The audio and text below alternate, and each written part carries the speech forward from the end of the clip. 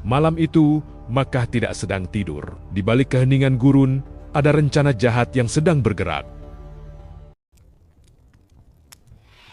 11 pria terpilih dari kabilah-kabilah Quraisy mengepung sebuah rumah sederhana. Pedang mereka terhunus, mata mereka tajam menatap pintu.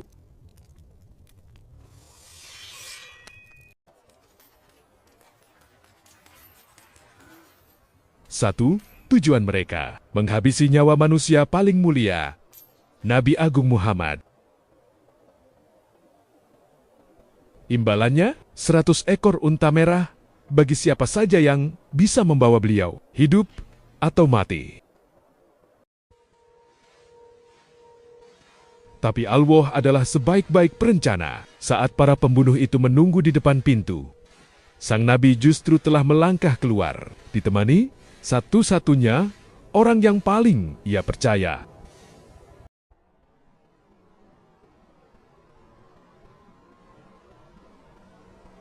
Ini bukanlah sekadar kisah pelarian. Ini adalah kisah tentang cinta, tentang seorang sahabat yang rela kakinya disengat racun mematikan demi tidak membangunkan Nabi yang sedang tertidur.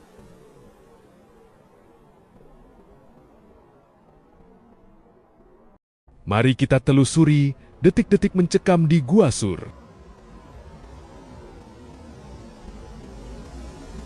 Sebelum video dimulai, luangkan waktu yuk untuk support channel ini. Silahkan klik subscribe, like, dan tulis komentar kalian di bawah.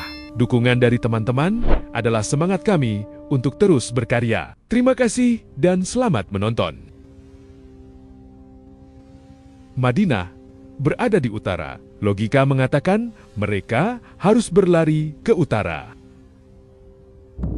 Namun, Nabi Muhammad adalah ahli strategi yang jenius. Beliau justru mengajak Abu Bakar As-Siddiq berjalan ke arah selatan, menuju Yaman, arah yang tak terpikirkan oleh musuh.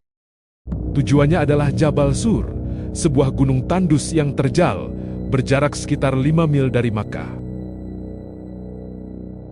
Jalannya bukan hamparan pasir lembut, melainkan bebatuan tajam yang siap menyobek kulit kaki.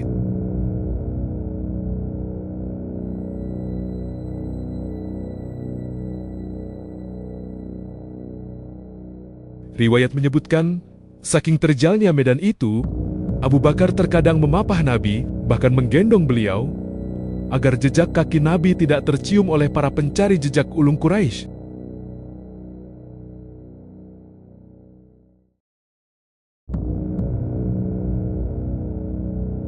Di belakang mereka ada Amir bin Fuhairah, penggembala domba amanah yang menggiring ternaknya di atas jejak kaki Nabi dan Abu Bakar, menghapus bukti keberadaan mereka dari wajah bumi.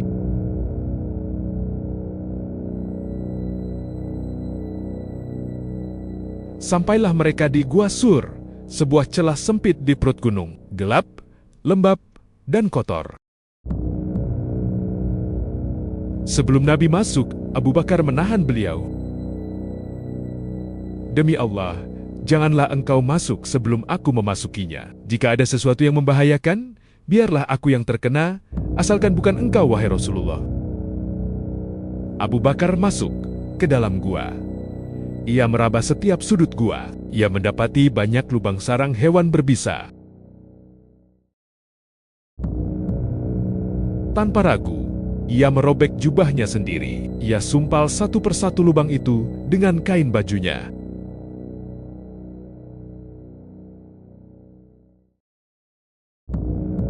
Hingga tersisalah satu lubang. Kainnya habis, dan Rasulullah sudah sangat kelelahan. Beliau pun tidur berbantalkan paha sang sahabat tercinta.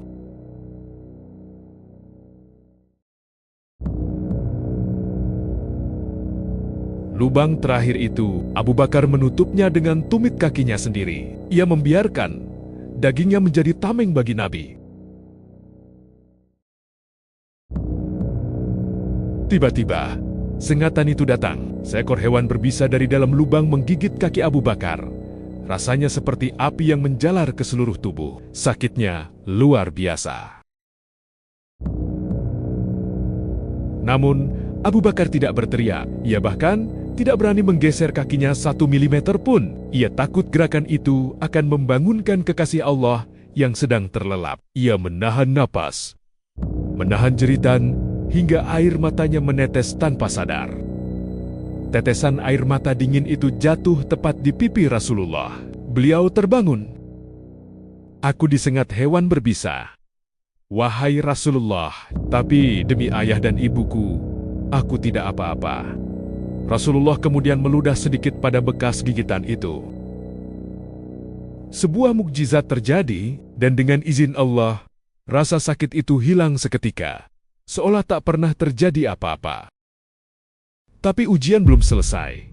Pagi harinya, suara derap kuda dan teriakan terdengar mendekat.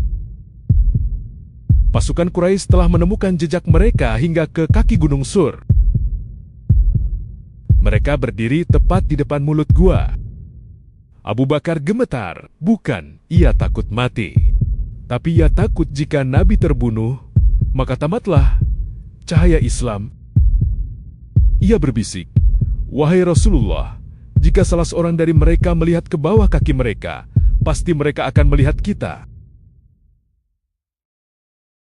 Di momen genting itulah ketenangan langit turun. Rasulullah tersenyum. Allah mengirimkan tentara terkecilnya, seekor laba-laba yang merajut sarang di pintu gua, dan burung merpati yang bertelur di sana. Bagi logika Quraisy, mustahil ada orang yang masuk tanpa merusak sarang rapuh itu. Mereka pun pergi dengan tangan hampa. Rasulullah dan Abu Bakar akhirnya selamat. Perjalanan hijrah berlanjut hingga terbitlah cahaya Islam di Madinah. Sahabat, kisah Gua Sur mengajarkan kita satu hal. Cinta butuh pembuktian. Abu Bakar tidak banyak bicara tentang cinta, tapi kakinya yang menjadi tameng dan air matanya yang menetes adalah bukti yang tak terbantahkan. Semoga kita bisa meneladani arti persahabatan sejati dan tawakal tingkat tinggi ini. Jika kalian tersentuh dengan kisah ini, jangan lupa like dan bagikan video ini agar menjadi amal jariah. Sampai jumpa di kisah berikutnya. Wassalamualaikum warahmatullahi wabarakatuh.